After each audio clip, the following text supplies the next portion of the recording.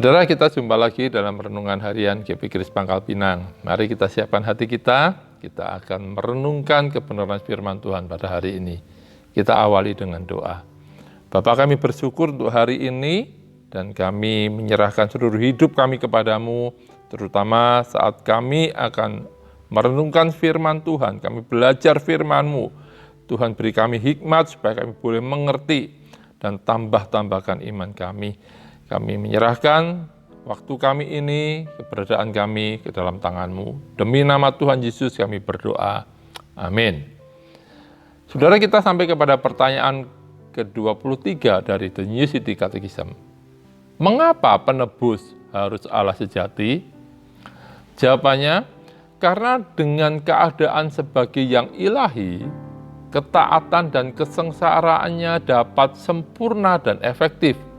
Juga agar dia dapat menanggung murka Allah yang adil terhadap dosa dan mengalahkan kematian. Dalam Kisah Rasul 2 ayat 24 dikatakan, tetapi Allah membangkitkan dia dengan melepaskan dia dari sengsara maut, karena tidak mungkin ia tetap berada dalam kuasa maut itu. Mengapa sangat penting bahwa sebagai penebus kita, selain dia harus manusia sejati, juga harus Allah sejati? Yohanes mengawali Injilnya dengan menyatakan bahwa Yesus adalah Allah yang kekal dalam daging atau dalam tubuh jasmani. Ia menjelaskan, pada mulanya adalah firman. Firman itu bersama-sama dengan Allah, dan firman itu adalah Allah. Lalu berikutnya dia mengatakan, firman itu telah menjadi manusia dan diam di antara kita. Dan kita telah melihat kemuliaannya, yaitu kemuliaan yang diberikan kepadanya sebagai anak tunggal Bapa, penuh kasih karunia dan kebenaran. Kemudian Paulus juga dalam suratnya kepada jemaat di Kolose, dia mengatakan, sebab di dalam dialah berdiam secara jasmaniah seluruh kepenuhan Allah. Bahkan Yesus sendiri berulang kali menegaskan kealahannya. Dia mengatakan bahwa dirinya dan Bapa adalah satu. Saudara, makanya pada suatu kali beberapa pendengarnya ketika mereka mendengar apa yang dikatakan Yesus, mereka berusaha melempari Yesus dengan batu.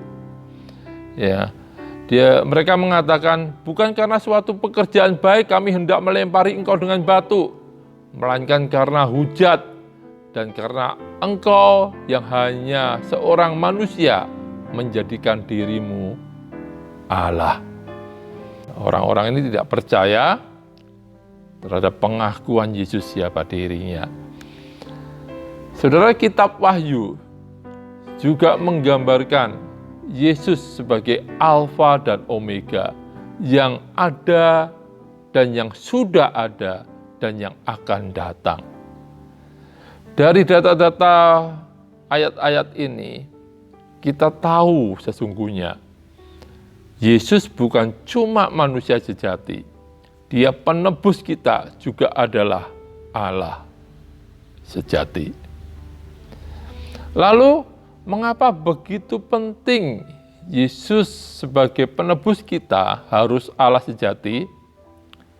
Saudara, dosa dan pelanggaran kita dilakukan terhadap Allah.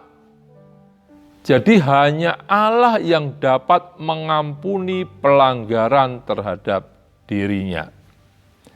Saya ulangi sekali lagi, dosa dan pelanggaran kita lakukan terhadap Allah.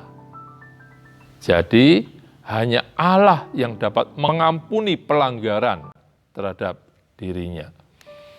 Itu sebabnya sebagai pemimpin agama pada zaman Yesus, sangat terkejut ketika Yesus berkata, Dia mengampuni dosa. Mereka mengerti maksud perkataan Yesus ini. Ya, mereka kemudian mengatakan bagaimana mungkin seorang manusia dapat mengampuni dosa yang dilakukan terhadap Allah.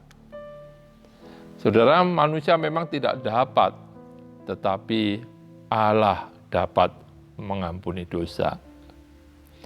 Yesus perlu menjadi manusia sejati agar dapat menjadi pengganti kita. Tetapi Dia juga harus Allah sejati agar ketaatan dan kesengsaraannya sempurna dan memuaskan keadilan Allah sepenuhnya dan selama-lamanya. Amin. Tuhan Yesus memberkati.